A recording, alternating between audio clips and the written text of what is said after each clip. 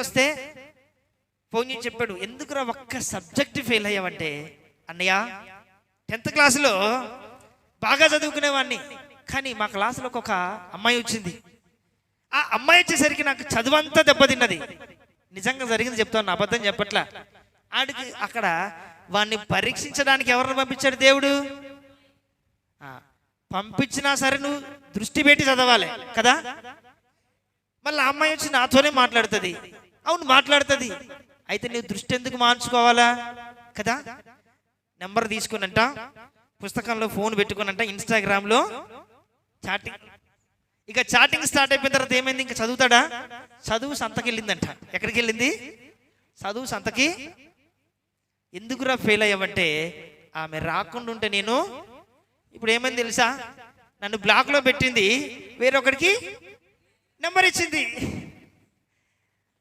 ఆవిడేమన్నాడు, ఆమె రాకుండా నేను పాస్ అవుతున్నా అంటే, రే దేవుడు ఆ విధంగా నీకు శోధించాడు. ఎందుకు తెలుసా, 10th క్లాసులో ఒక అమ్మాయి ఉంటే నువ్వు చదవకపోతే ఇంటర్కి వెళ్తే క్లాస్ అంతా అమ్మాయిలు ఉంటారు. అప్పుడు నువ్వు పాస్ అవ్వాలి కదా. నువ్వు ఇక్కడ పాస్ అయితే, ఇక్కడ ఆమెను పట్టించుకోకుండా ఉంటే నువ్వు అక్కడ కూడా ఏం చేయగలుగుతావు? పర్ఫెక్ట్గా చదువుతావు. హల్లెలూయా. అర్థమైందా పాయింట్? దేవుడు అక్కడ ఆ సిచ్యువేషన్ పెడితే ఈడేమనుకున్నాడు తెలుసా, నా అందాన్ని చూసి, నా చదువుని చూసి అమ్మాయి ఏం చేస్తుంది, నాతోనే మాట్లాడుతుంది అనుకున్నాడంట. బోల్తా పడ్డాడంట. ఇక ఇంటర్లో మరి ఎంతమంది ఉంటారు? ఉండకుండా ఉంటారా? ఎంతో మంది ఉంటారు.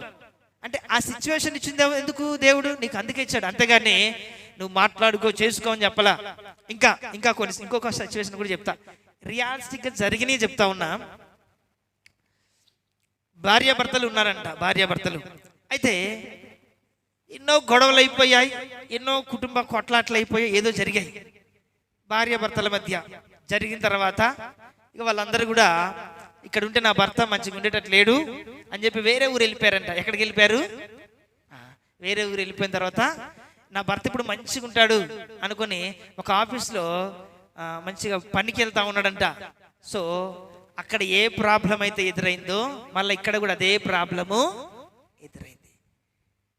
అరే నీకు ఎందుకు ఆ ప్రాబ్లం ఇస్తున్నాడు దేవుడు? నువ్వు దానిని జయించడానికి. హల్లెలూయా. నువ్వు దానిని జయించడానికి. Praise the Lord. అదే మనిషి నీకు అక్కడ ఎదురుపడ్డది. ఎదురుపడిన తర్వాత ఈ పనికెళ్ళే వాళ్ళు ఎలా ఉంటారు? పనికెళ్ళే వాళ్ళు ఏమండి, అక్కడ మరలా అదే సిచ్యువేషన్ వస్తే అక్కడ మారాల్సింది ప్లేస్ కాదు, వాడి బుద్ధి మారాలి, లేదా ఆమె బుద్ధి మారాలి. ఆమె బుద్ధి మారినప్పుడు మరలా అదే ప్లేస్కి వెళ్ళినా నీకు అలాంటి సిచ్యువేషన్ ఎదురైనా నువ్వు మరలా ఫెయిల్ అయిపోతావు. నిన్ను దేవుడు పరీక్షిస్తున్నాడు. ఇఫ్ యు ఆర్ పర్ఫెక్ట్, దేవుడు నిన్ను బ్లెస్ చేస్తాడు, ఆశీర్వదిస్తాడు. హల్లెలూయా, హల్లెలూయా. ఫస్ట్ అందుకనే నీ ఆ మైండ్ నిన్ను మార్చడానికే దేవుడు నీకు కొన్ని ఆ సిచ్యువేషన్స్ ని కల్పిస్తూ ఉంటాడు. నీ జీవితంలో వాళ్ళని పెడతా ఉంటాడు. హల్లెలూయా.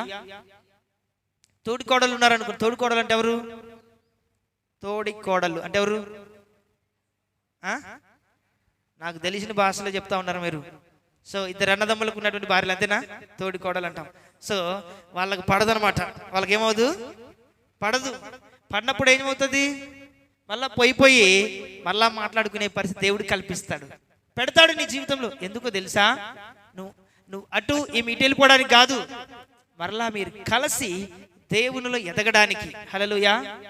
ఎందుకు దేవుడు వారిని ఇంకా నీ జీవితంలో ఉండనిచ్చాడు అంటే నీవు వర్ధిల్లడానికే. నీవేం చేయడానికి? ఆ సమస్యను నీవు జయించడానికి.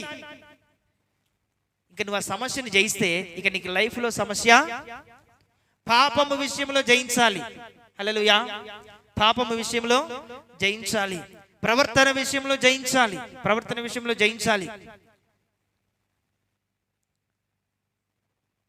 ఒక స్థలం మారినంత మాత్రాన మనసు మారకపోతే మరలా నీకు ఒక స్త్రీని చూస్తే మరలా అవే ఆలోచనలు వస్తాయి, ఒక పురుషుని చూస్తే నీకు అవే ఆలోచనలు వస్తాయి. దేవుడు నీకు పెడతాడు అలాగా. మారాల్సింది ఏంటో తెలుసా? నీ మనస్సు మారడానికే దేవుడు ఆ విధంగా పెడుతూ ఉన్నాడు. హల్లెలూయా. పాపాన్ని తీసుకొచ్చి నీ ముందే పెడతాడు దేవుడు కావాల్సుకొని కొన్నిసార్లు. అప్పుడు నువ్వేం చేయాలి తెలుసా? పారిపోవాలి. హల్లెలూయా.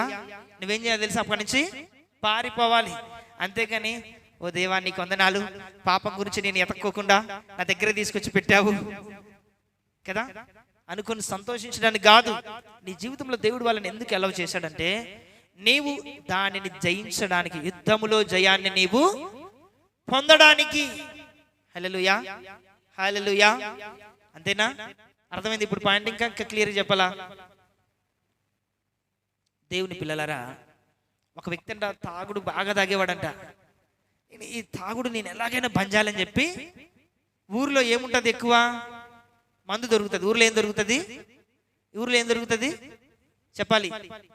ఎక్కడంటే అక్కడ అమ్ముతూ ఉంటారు కదా మందు. కాబట్టి ఫ్రెండ్స్ కూడా తాగుబోతు ఫ్రెండ్సే ఉంటారు. కాబట్టి ఎంత మానేద్దాం అనుకునే, వదరా రారా అని చెప్పి తీసుకెళ్తా ఉంటారు. అలా తీసుకెళ్తా ఉంటే వాడు అనుకున్నాడంట, అమ్మో దేవునికి ఇష్టం లేదు, ఎలాగైనా సరే నేను మానాలని చెప్పేసి వేరే ఊరికి వెళ్ళిపోయాడంట. వెళ్ళిపోయి రెంట్కి తీసుకున్న తర్వాత వాడి ఇంటి ముందే బ్రాందీ షాపు. ఎక్కడ పడ్డాడు? వెళ్ళి తలుపులు తెరిస్తే చాలు దర్శనం అవుతుంది.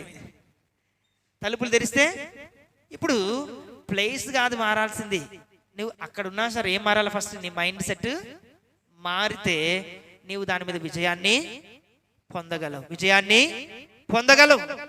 హల్లెలూయా, హల్లెలూయా. దేవుని పిల్లలారా, గమనించాలా, మనం ఆలోచించాలా. దేవుడు కొన్నిసార్లు నీ జీవితంలో ఎందుకు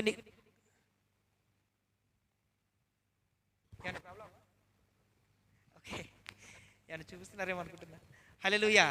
సో కొన్నిసార్లు ఆ పరిస్థితిని నువ్వు జయించడానికి నీ ఎదుట పెడతాడు. అప్పుడు నువ్వేం చేయాలి తెలుసా? దానిని జయించాలి.